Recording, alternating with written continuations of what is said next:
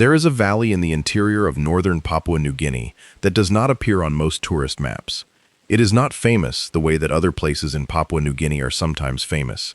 It has no resort. It has no guest house with a website. The road that might theoretically connect it to the outside world is not a road in any sense that most people who use that word would recognize.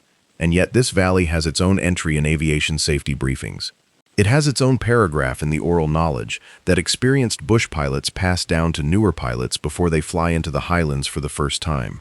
It has a reputation, specific and serious, that exists in a community of people who think carefully about what it means to put an aircraft into a mountain environment and come back out again. And that reputation is not about weather, although the weather is extraordinary.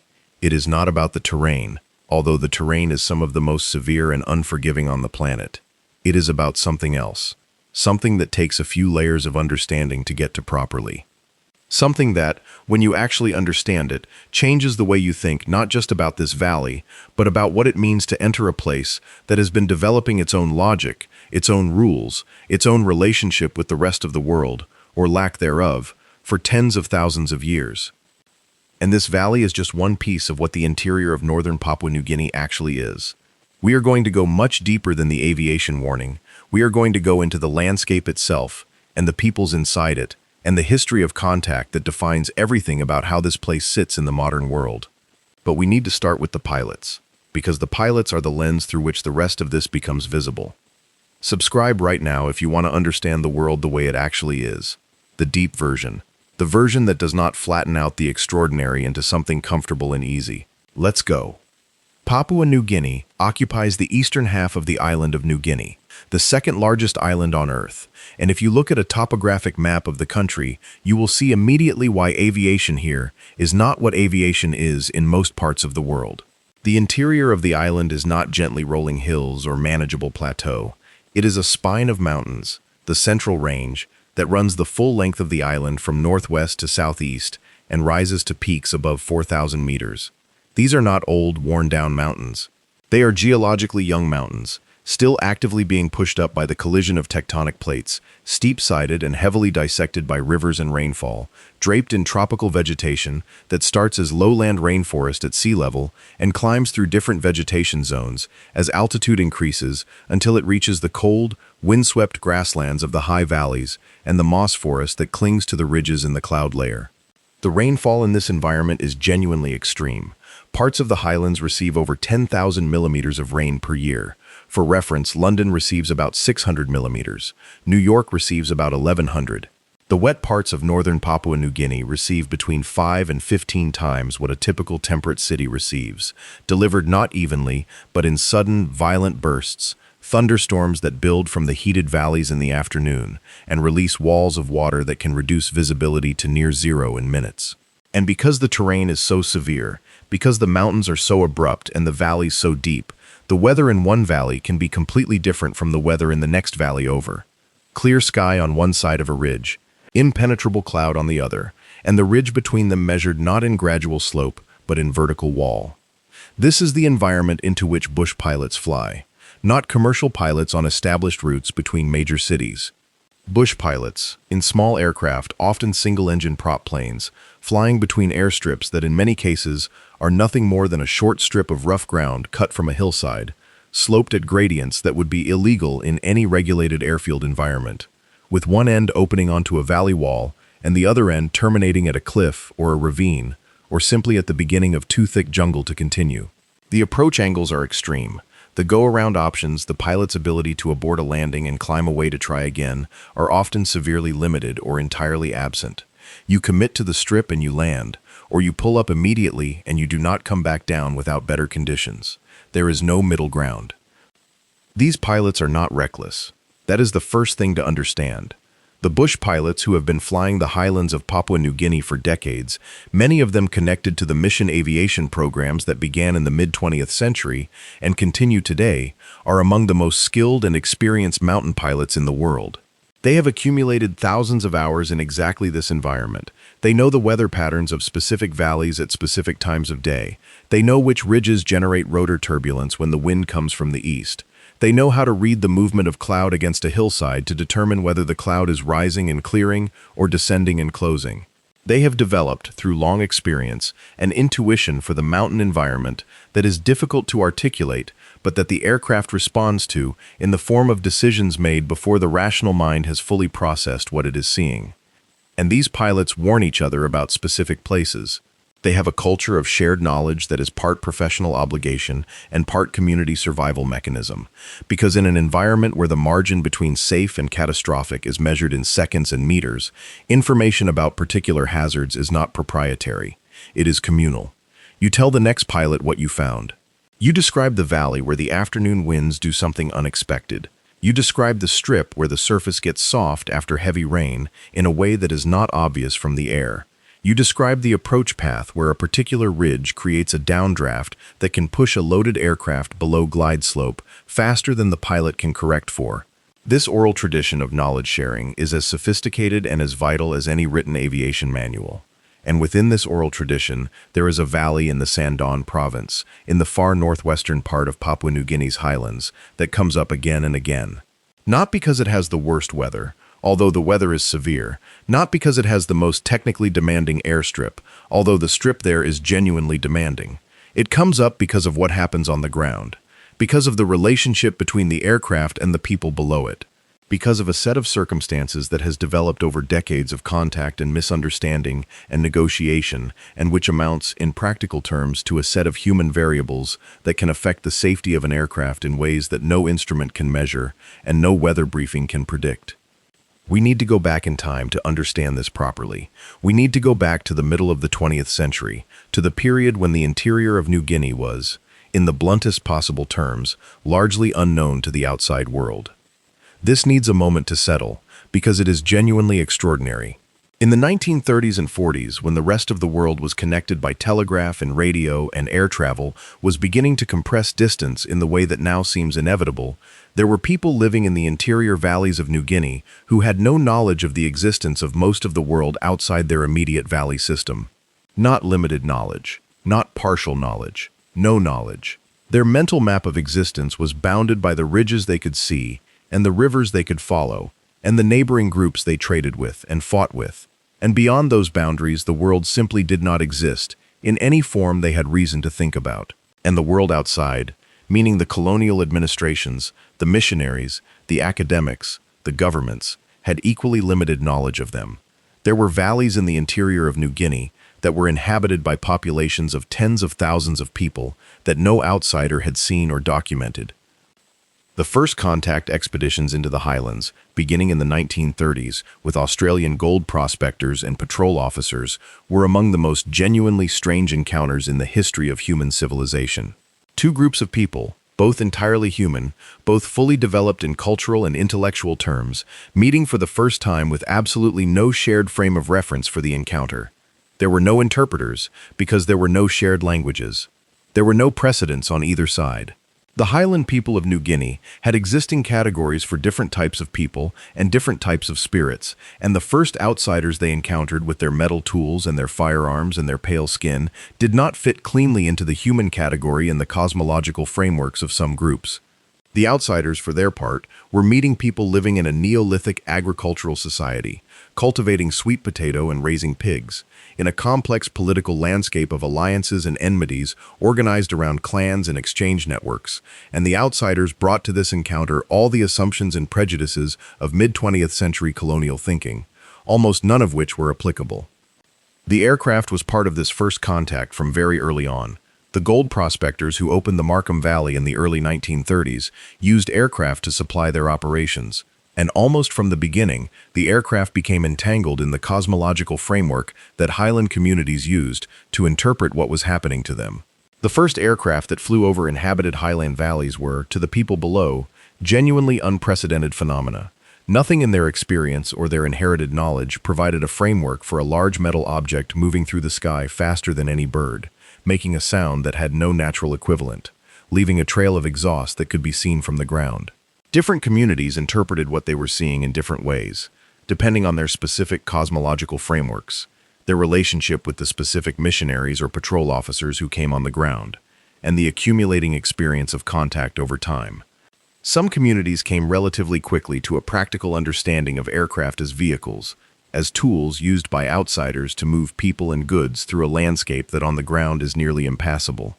This is, in practical terms, the most useful framework, and it led to productive relationships with the aviation programs that were an essential part of the colonial and post-colonial administration of the highlands. Airstrips were built with community labor. Goods arrived by air. Medical evacuation became possible for the first time in communities that had previously managed illness and injury with nothing but traditional medicine and the considerable resilience that comes from living in a genuinely harsh environment. The aircraft became integrated into the highland community's practical relationship with the outside world. But in certain more isolated areas, in valleys where contact happened later, or where the sequence of events during first contact was marked by violence or misunderstanding, or where the specific cosmological framework of the community interpreted the aircraft in a fundamentally different way, this practical integration did not happen, or did not happen smoothly, or happened in ways that left a residue of misunderstanding that persists into the present. The valley that the pilots warn each other about is in this category. It sits at the intersection of several factors that together create a situation that is more complex than any single factor would suggest. The geography is severe even by the standards of the Northern Highlands, meaning contact came later there than in the more accessible valleys of the Wagi or the Highlands Highway Corridor. The specific sequence of early contact involved incidents that created a legacy of distrust on both sides, not unusual in the contact history of the region, but important in its specific form here. And the religious and cosmological framework of the primary group in the valley has particular elements that intersect in specific ways with the presence of aircraft in ways that have practical safety implications.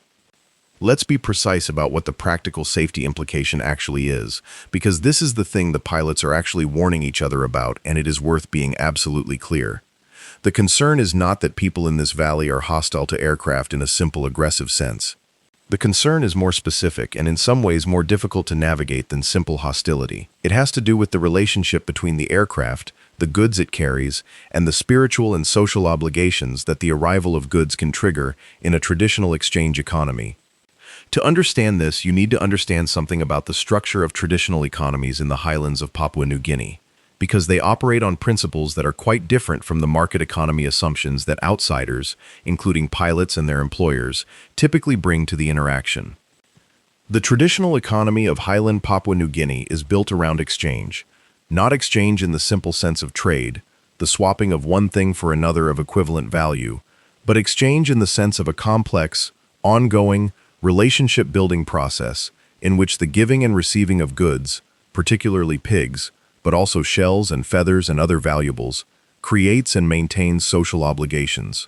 When you receive something of value in this system, you acquire an obligation to reciprocate, not immediately, not necessarily in kind, but at some point, in some appropriate form, in a way that demonstrates your status and your seriousness as a participant in the social fabric.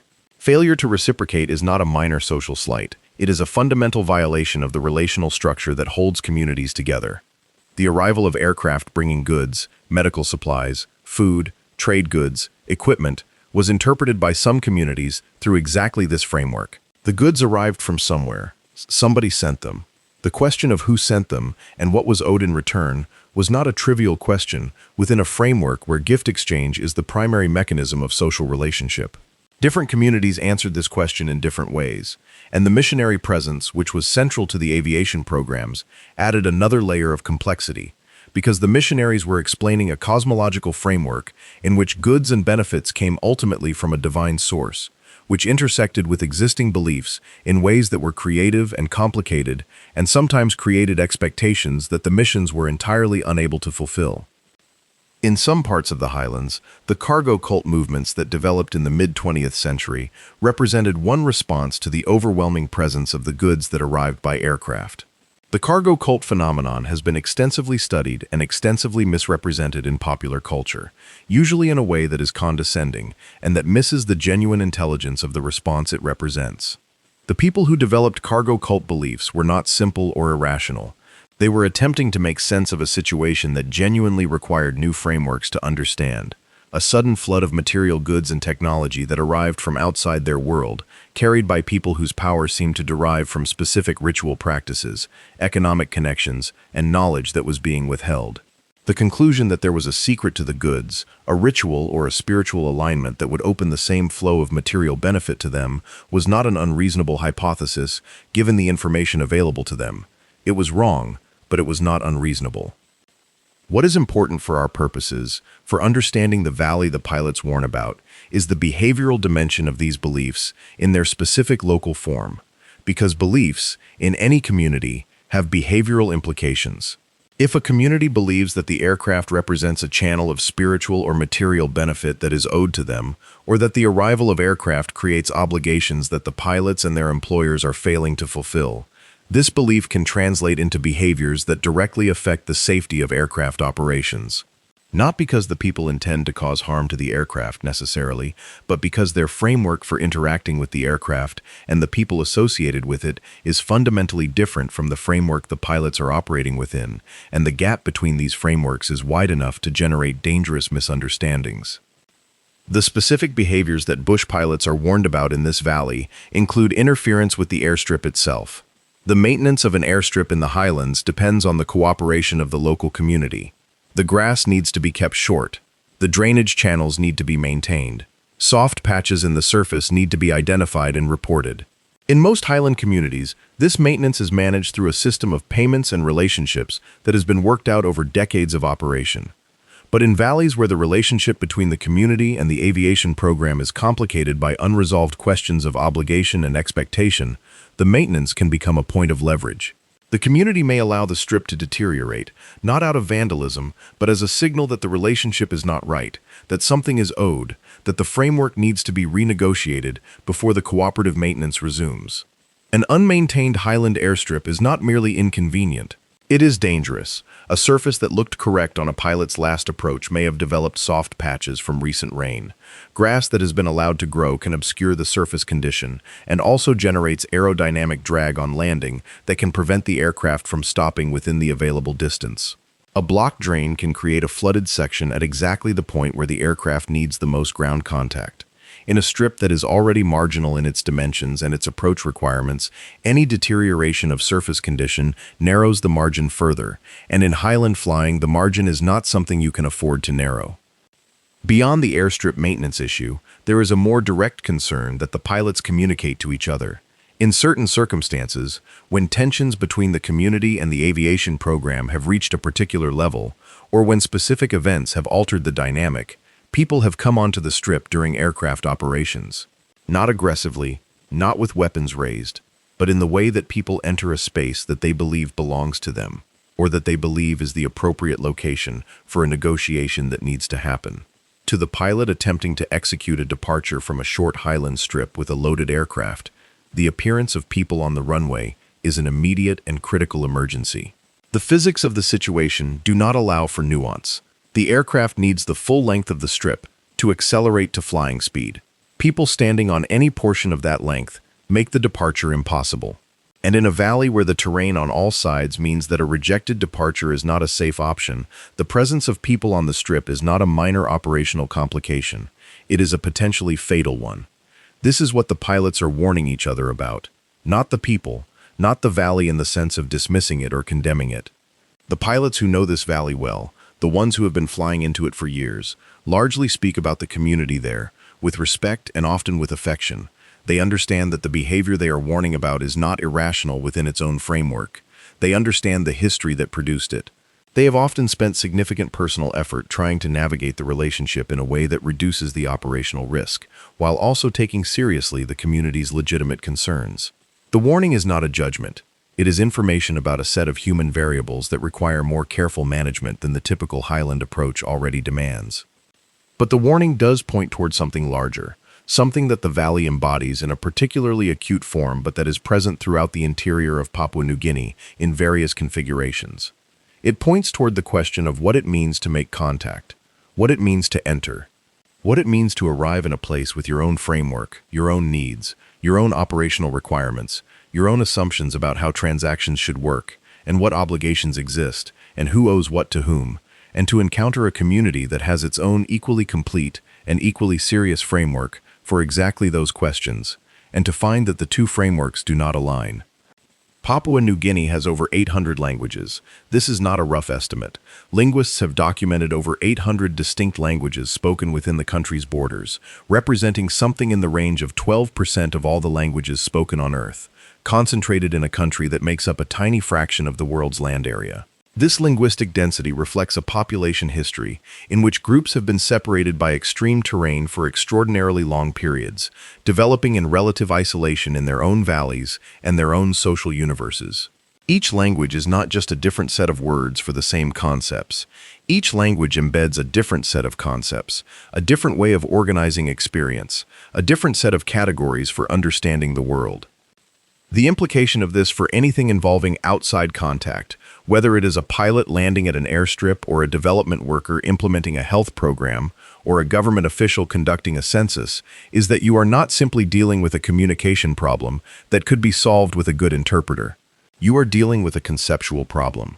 The categories that outsiders bring to these interactions, the categories of property, transaction, obligation, authority, contract, schedule, safety, do not map neatly onto the categories that the communities in question are using. And when there is a mismatch between categories, misunderstanding is not the exception, it is the inevitable baseline. The history of Papua New Guinea since independence in 1975 is, in many ways, the history of attempting to manage this mismatch. A modern state requires a shared set of categories: laws, land registrations, electoral rolls, banking systems, infrastructure maintenance agreements. All of these require that when a government official in Port Moresby says something means a particular thing, the person in a mountain valley in Sandaun province is operating from the same understanding of what that thing means. Papua New Guinea has been attempting to achieve this for 50 years with incomplete success, not because of any failure of intelligence or will on either side, but because the gap between frameworks is genuinely vast, and the terrain that separates the communities from each other and from the capital makes it difficult to bridge. The Highlands Highway is the main road connecting the Highlands provinces to the coast, and it is one of the most important pieces of infrastructure in the country. When it is open, it enables the movement of goods and people that is essential to the economic life of a large part of the population. When it is closed, which happens regularly due to landslides and washouts in the extreme terrain it traverses, or due to tribal conflicts along its route that make passage dangerous, the communities it serves are cut off from the market economy in ways that are immediately and seriously felt. The vulnerability of this single road, the dependence of so many people on a single thread of connectivity through extraordinarily difficult terrain, is one of the defining structural facts of Papua New Guinea's development challenge. And it is why aviation is not supplemental in Papua New Guinea in the way it is supplemental in most countries. It is primary. It is essential. For many highland communities, the aircraft is the only practical link to the outside world for the movement of anything that cannot walk. The mission aviation programs that pioneered highland flying in Papua New Guinea were not primarily motivated by commercial interests. They were motivated by the belief that communities in the interior needed access to medical care, education, and the Christian message, and that aircraft were the practical means of providing that access.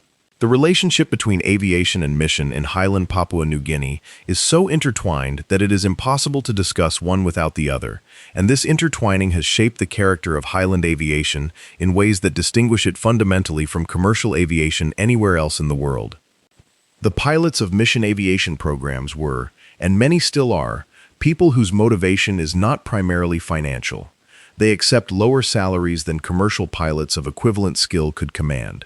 They operate in conditions that most commercial pilots would not accept.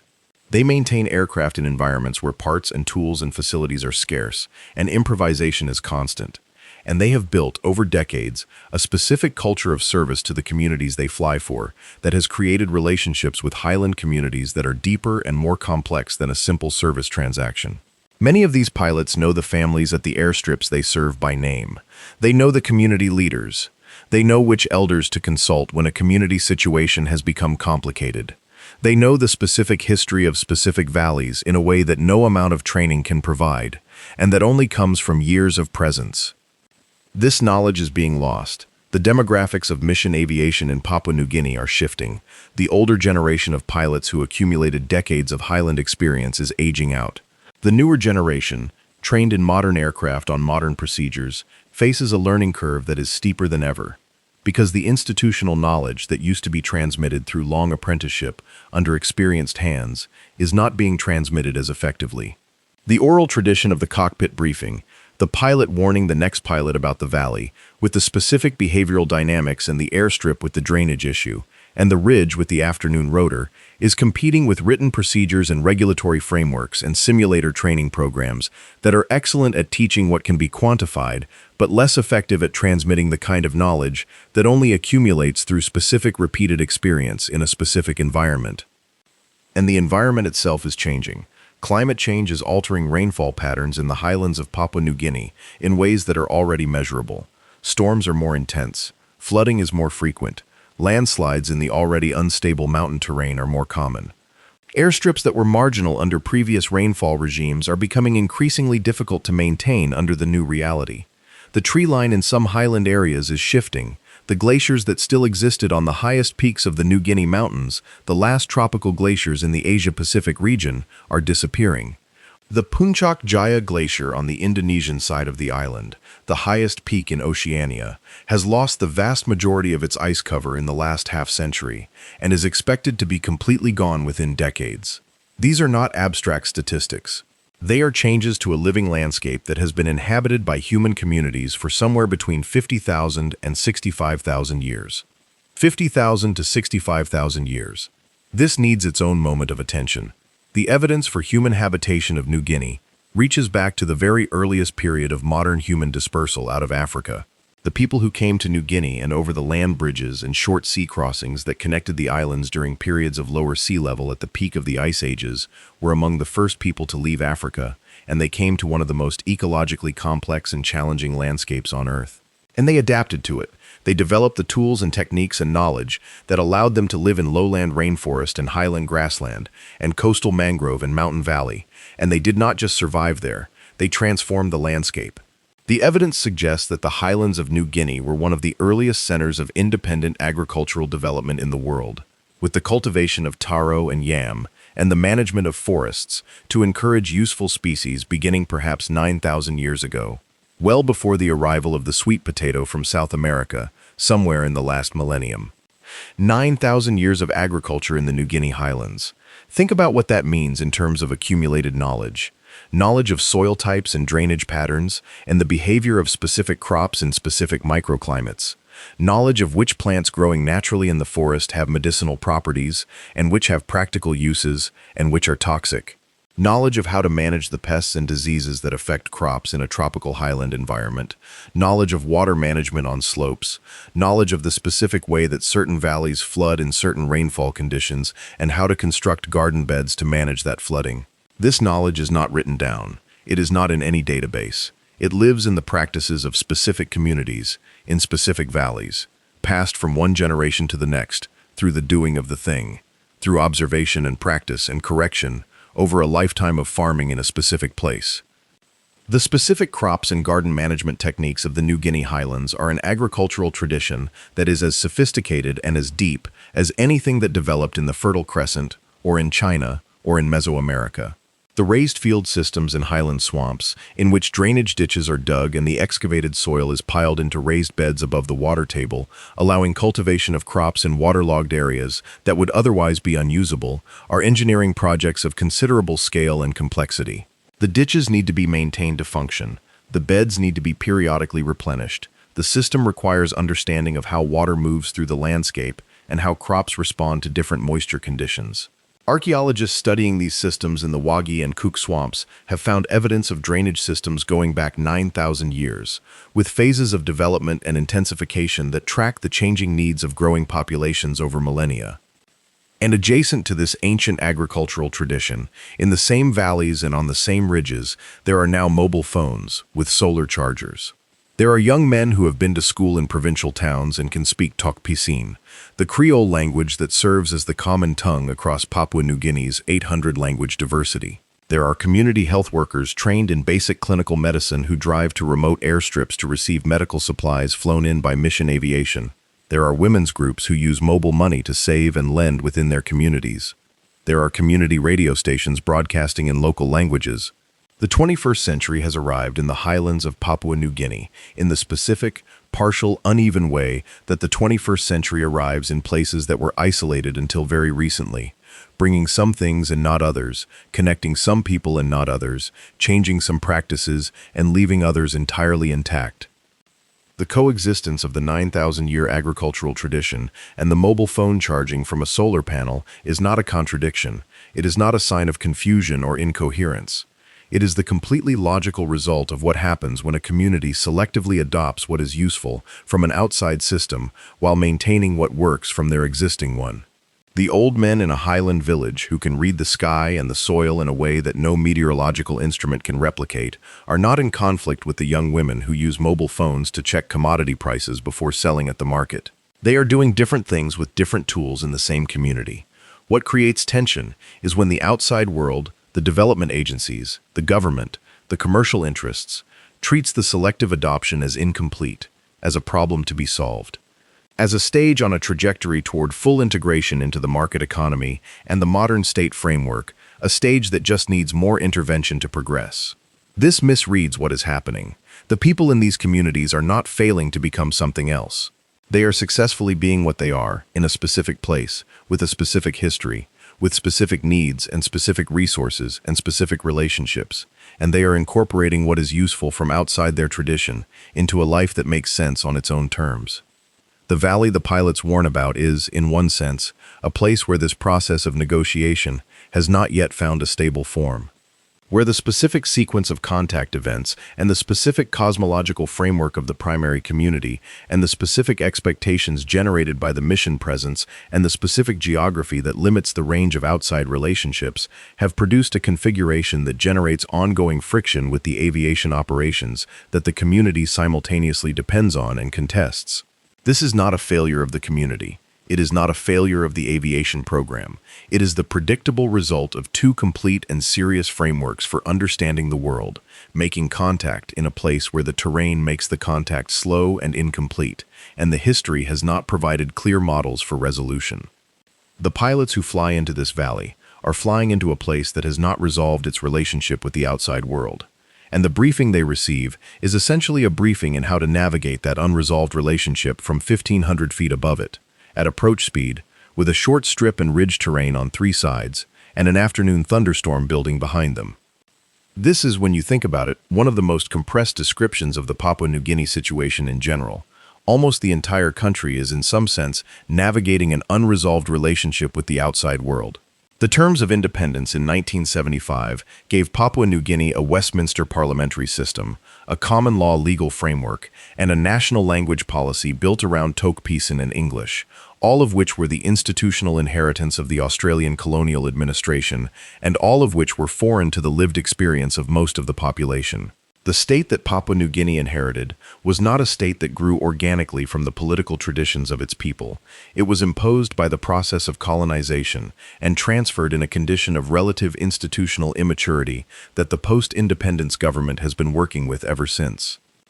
This is not unique to Papua New Guinea. It is the story of most post-colonial states, but the specific conditions of Papua New Guinea, the extreme terrain that limits central authorities' reach, the extreme linguistic diversity that limits the formation of national political identity, the presence of very large natural resource endowments that have attracted outside investment but generated limited broad-based development, and the continued deep significance of traditional exchange economies and customary land tenure across much of the country, have made the post-independent state-building project particularly difficult. The land tenure question is in some ways the most fundamental. In Papua New Guinea, the vast majority of land is held under customary tenure. It belongs to clans, in the traditional sense that clans have used it for generations and have rights over it that are recognized within the customary framework. This is not land that can be easily converted to the registered individual freehold title that the formal market economy requires for investment and development. When a mining company or a logging company or an oil palm developer wants to use land in Papua New Guinea, they must negotiate with the customary landowners, and those negotiations are complex and frequently contested, because the customary framework for land rights is not always internally clear about who exactly has the authority to make decisions on behalf of a clan, and the outside party is dealing with a governance structure that is entirely different from the corporate or government entity it is used to negotiating with. The resource extraction sector in Papua New Guinea is enormous relative to the size of the overall economy. gold, copper, oil, gas, and forestry together account for a large proportion of export earnings. The Porgera gold mine in Enga province was for many years one of the largest gold mines in the world. The Oke Tedi copper and gold mine in the Star Mountains on the border with Indonesia operated for decades in the face of documented and serious environmental damage to the river system downstream, damage that affected the livelihoods of communities along the river who had not benefited from the mine and had not meaningfully consented to the damage done to their environment. The LNG project in the Highlands and Gulf provinces, developed by ExxonMobil and partners, is one of the largest infrastructure projects in the Pacific region's history and generates revenues whose distribution and use remain deeply contested. These are not abstract policy questions. They are questions about what happens in specific valleys when large outside entities arrive with plans for what the ground under the valley should be used for, and the people living in the valley have their own, long-established relationship with that ground, and their framework for making decisions about that relationship does not map neatly onto the framework the outside entity is using for its negotiations. The same mismatch of frameworks that generates the aviation safety concern in the pilot briefing generates the conflict over resource extraction. Different scale, different stakes, same fundamental dynamic. And yet Papua New Guinea is not simply a story of mismatch and conflict and the difficulty of contact. That framing, which is the dominant outside narrative about the country, misses most of what is actually happening in the valleys and on the coasts and in the towns and in the extraordinary cultural life of one of the most diverse places on earth. The Sing Sing traditions of the highlands, the ceremonial gatherings in which communities from a region come together for days of dancing and display and exchange, wearing costumes that represent the accumulated aesthetic traditions of specific groups, are among the most visually spectacular cultural performances in the world. The specific combination of birds of paradise feathers and shells and face paint and wigs and clothing that characterizes the display of a particular highland group is not simply decoration, it is a statement of identity, of cultural continuity, of aesthetic mastery, of the specific relationship between a community and the specific birds and plants and materials of their particular landscape. The Huli Wigmen of Hela Province, with their elaborate human hair wigs decorated with flowers and feathers, are known around the world from photographs. But the photograph only captures the visual surface. The wig is the result of years of cultivation, the Huli men growing their own hair and keeping it in shape in wig frames for a specific period. It is a practice that connects them to a tradition going back generations, embedding the individual in a web of cultural continuity that the photograph cannot show. The lowland and coastal cultures of Papua New Guinea are as distinct from the highland cultures as the ecology of the coast is from the ecology of the highlands.